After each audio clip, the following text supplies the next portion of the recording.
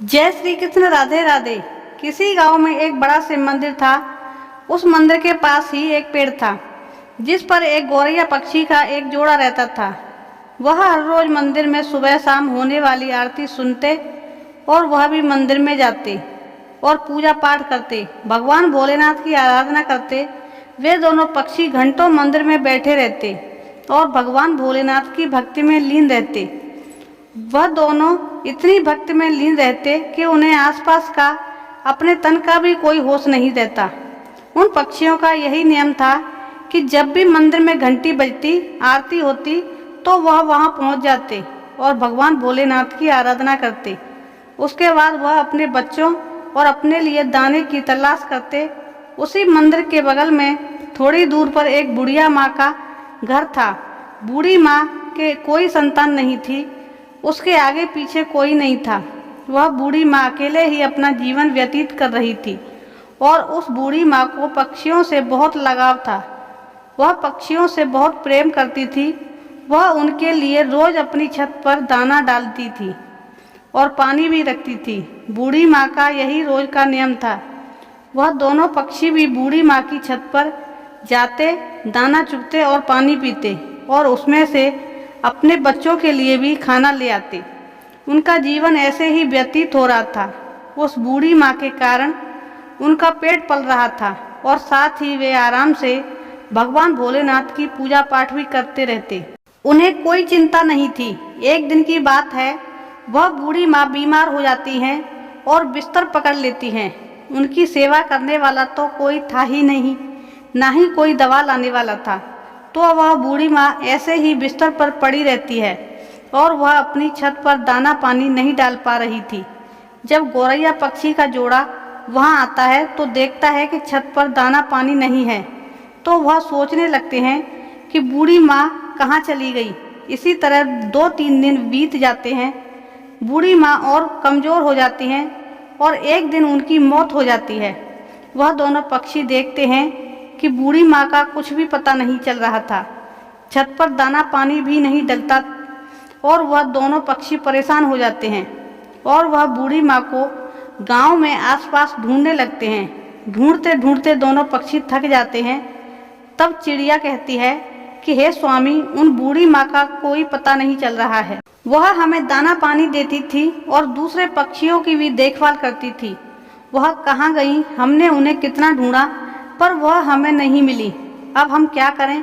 तब चिड़िया का पति कहता है कि हमने सब जगह बूढ़ी माँ को ढूंढ लिया, बूढ़ी माँ कहीं नहीं मिली। उनके घर में जाकर हमें देखना चाहिए, शायद वो बीमार तो नहीं। चिड़िया ने कहा, हो सकता है, चलो चलकर देखते हैं। फिर वह दोनों बूढ़ी माँ के घर जाते हैं। अंदर जाकर देखते हैं तो बूढ़ी माँ अपने बिस्तर पर लेटी हुई थी। उनके शरीर में कोई हलचल नहीं थी। वह पक्षी का जोड़ा उन बूढ़ी माँ को जगाने की कोशिश कर रहा था, लेकिन उनके शरीर में कोई हलचल नहीं थी। तब गौरैया का जोड़ा कहता है कि बूढ़ी माँ इस दुनिया में नहीं रही, उनकी मृत्यु हो चुकी है। यह देखकर दोनों पक्षी बहुत दुखी हो जाते हैं। अब उन्हें दाना चुगने दूर दूर जाना पड़ता है। इस तरह शाम हो जाती है।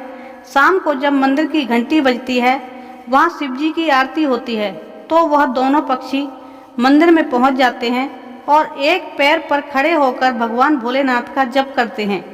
1 घंटा बीत जाता है, 2 घंटे बीत जाते हैं। इसी तरह बहुत समय बीत जाता है। वह लगातार भगवान भोलेनाथ की भक्ति करते हैं। ऐसा करते करते 1 महीना बीत जाता है। बिना कुछ खाए पिए वह भगवान भोलेनाथ की भक्ति करते रहते हैं। उन पक्षियों की भक्ति देखकर भगवान भोलेनाथ बहुत ही प्रसन्न होते हैं और उन्हें दर्शन देते हैं और कहते हैं कि तुम्हें क्या चाहिए, तुम जो मांगोगे वह मैं तुम्हें अवश्य दूंगा। मैं तुम्हारी इस अखंड भक्ति से बहुत प्रसन्न हूँ। तुमने नन्ही सी जान होते हुए भी अपनी क्षमता से बाहर भक्ति की है, इससे मैं बहुत प्रसन्न हूँ। तब उस पक्षी के जोड़े ने कहा, भगवान हमें कुछ नहीं चाहिए, बस आप हमारी उन बूढ़ी माँ को फिर से लौटा दीजिए, उन्हें जीवित कर दीजिए, बस हमें यही चाहिए।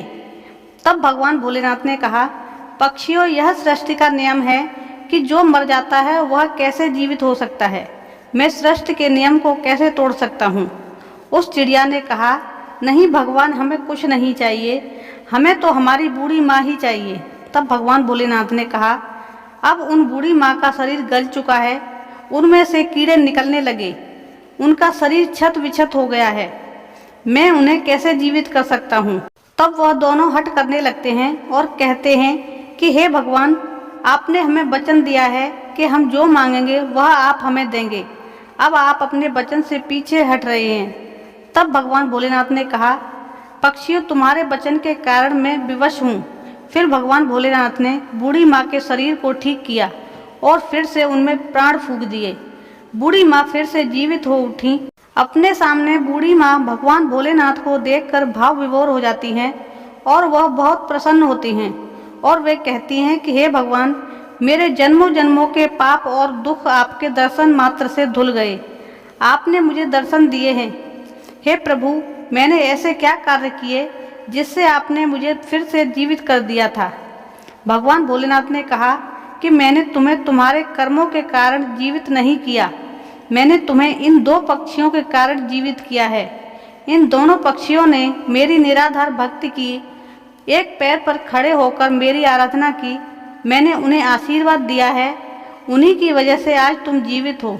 वह पक्षी कोई और नहीं बल्कि वे वही हैं जो तुम्हारी छत पर रोज दाना चुगने के लिए आते हैं, उन्होंने मेरी भक्ति की है। अब बूढ़ी माँ ने भगवान भोलेनाथ को प्रणाम किया। भगवान भोलेनाथ वहाँ से अंतर ध्यान हो गए। फिर वह बूढ़ी माँ अपनी छत पर दाना डालने लगी, पानी रखने लगी और वह पक्षी का जोड़ा वहाँ आता, दाना चुगता, पानी पीता।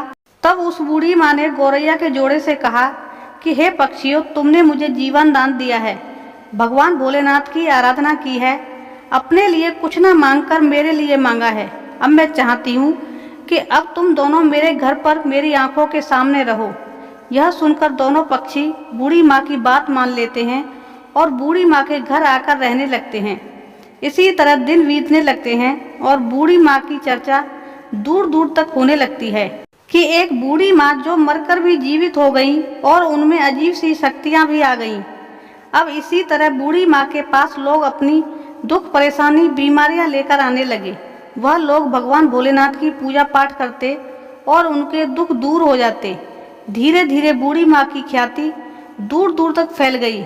ऐसा करते करते बहुत दिन बीत जाते हैं और बूढ़ी माँ अपने घर उसी स्थान पर जीवित समाधि ले लेती हैं। उस स्थान पर भव्य मंदिर बनवाया जाता है। आज भी उसी स्थान पर वह मंदिर गुजरात में स्थित है। उस मंदिर को चिड़िया वाली बूढ़ी माता के नाम से जाना जाता है। उस मंदिर पर गौरैया पक्षी का जोड़ा हमेशा देखने को मिलता है। दोस्तों, उम्मीद है आपको वीडियो पसंद आया होगा। वीडियो पसंद आए तो प्लीज़ वीडियो को लाइक, शेयर और चैनल को सब्सक्राइब जरूर करें। मिलते हैं ऐसी ही नई वीडियो में, तब तक के लिए आप सभी लोगों का धन्यवाद। सभी भक्त मिलकर बोलिए, जय हो भोलेनाथ की, जय माता पार्वती की।